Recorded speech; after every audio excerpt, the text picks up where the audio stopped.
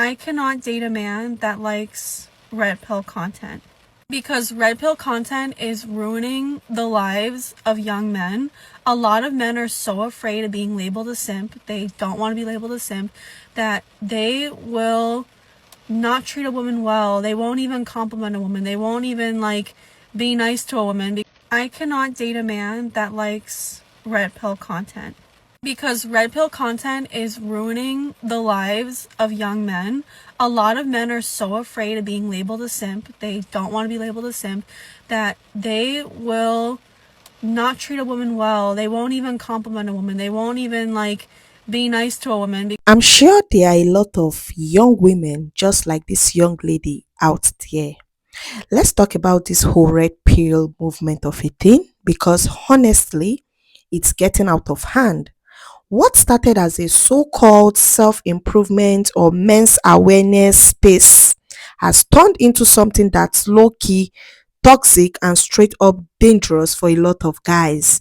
Like some of these creators are feeding men with insecurity, anger, and hate, all while pretending it's truth.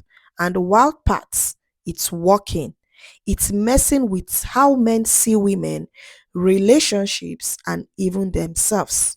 So we are going to be looking at various reactions to this. And if you are new to this space, kindly subscribe to the channel, like the video, share, leave your thoughts in the comment section, and let us get right into it. Because they are so afraid of being a simp.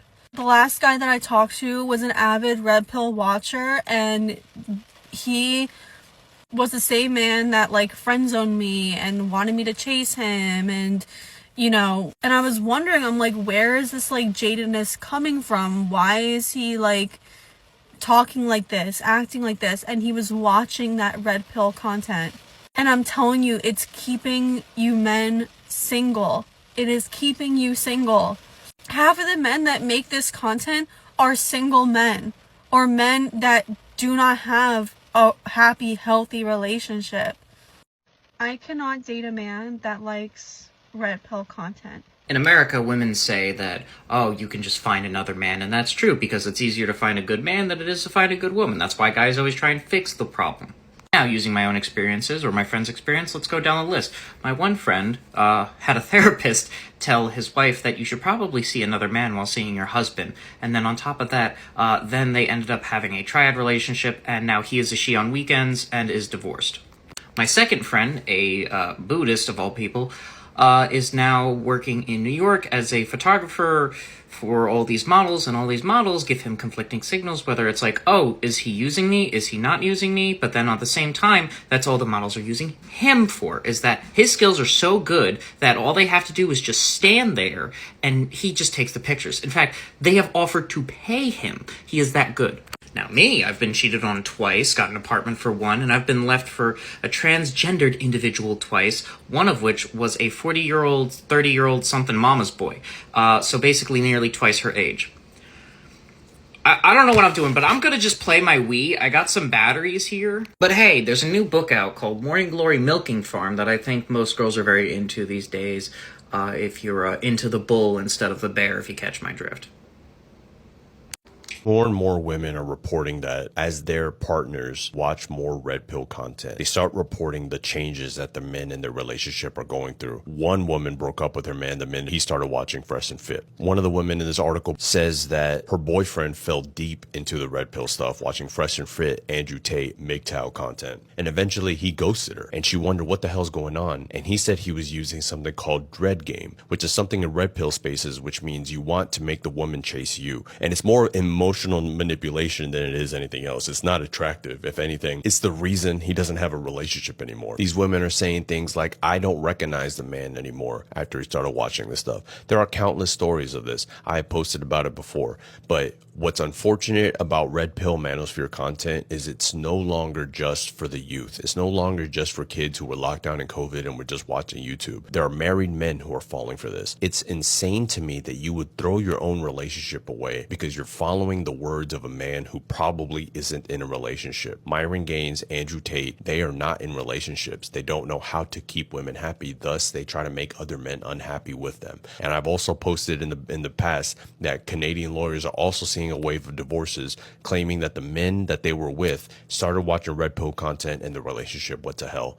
So look out for the signs that your man is falling for this. Probably a telltale sign that the relationship is going to end unless you can snap them out of it. There are women in my comments who have said that their partner started watching it after the woman realized this. She had a talk with them and they ended up being able to pull it out. But it becomes something where you almost have to deprogram these men once they start going down this path. There are article after article of women who are finding that red pill is ruining their relationship, and this is just another example of it.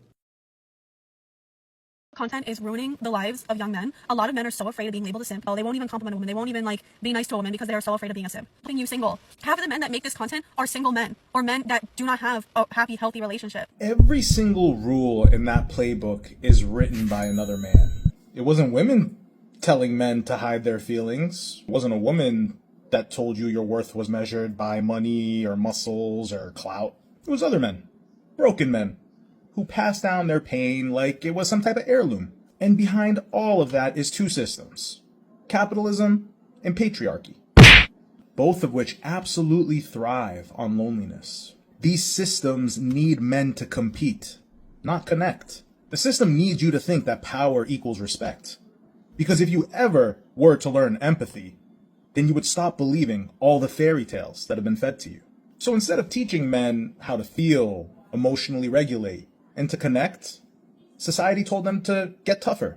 The internet allowed them to find forums and other men to convince them that it wasn't the system creating their loneliness, it was women. But the truth is so much simpler than that. Men are lonely because the world they were promised by other men has collapsed. They were promised purpose and handed debt.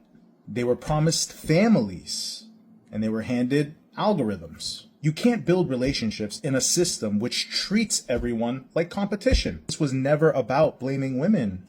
It was about healing men. And your only way out is not through dominance.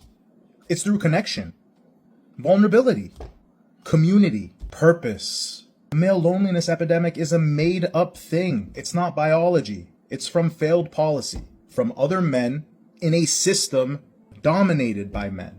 Is a byproduct of the patriarchy, telling men they have to be strong, while capitalism simultaneously ensures that they never will be. Because the real revolution isn't about reclaiming masculinity, it's about reclaiming humanity. What do you think men are really looking for when they fall into this kind of content? I think they're looking for vindication, community, commiseration. I think when they're struggling to date and they see that other men are in the same boat and have the same anger, they start to feel a sense of community. They start to feel heard. And I think that's what they get out of this content is a validation of their feelings internally. And I think these content creators know that. And I think they're exploiting that. And that's how they make their money. How do you respond when people accuse you of taking women's side? Yeah, I understand that instinct. I think anyone who's listening to a lot of red pill content, it is simply let's batter women and hype up men. And that's kind of the formula that they're seeing on this content. So anytime a man says anything positive about women, it becomes you're a simp or it becomes you're taking women's side. My goal is to show these men that no, I'm not taking women's side. I'm just talking to women normally, and I want you to see that not all women fit this red pill narrative. Even if I'm promoting some sort of feminist ideals, I truly believe feminism helps men as well. And I want to show men that what I'm trying to do isn't hurt them in any way. I want to get them dating again. I want to get them out there with women again because that is what they actually want. And these red pill creators aren't giving them that. Here are some comments I saw that caught my attention. People becoming red pill content consumers are getting divorced because you cannot be married to a woman, you're married and you're consuming such content, and before you know, you're going to get influenced by this content.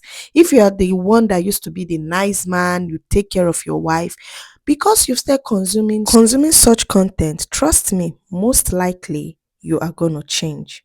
So you will notice these red pill content creators, they always start off making sense. They talk about discipline, fitness, money, and you're like, okay, that's fair. But then they slowly slide into woman bashing, power fantasies, and this idea that emotions make you weak. How? For crying out loud, we are all humans and we've got emotions. That's how they hook you. They play on real frustrations men have, loneliness, rejection, insecurity, and instead of helping them heal, they teach them to hate. And what's wild is a lot of these so called alpha gurus don't even live the life they preach. They will be on podcasts yelling about high value men and feminine women, but half of them are grifting, selling courses, or dating people they don't even respect.